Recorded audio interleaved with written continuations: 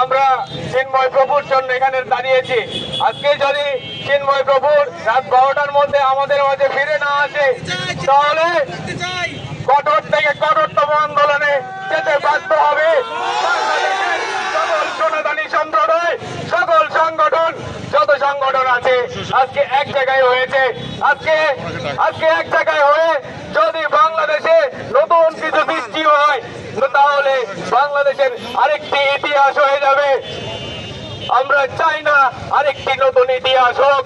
আমরা চাই শান্তিপূর্ণভাবে বাংলাদেশের সকল মানুষ একসঙ্গে বাঁচতে চায়।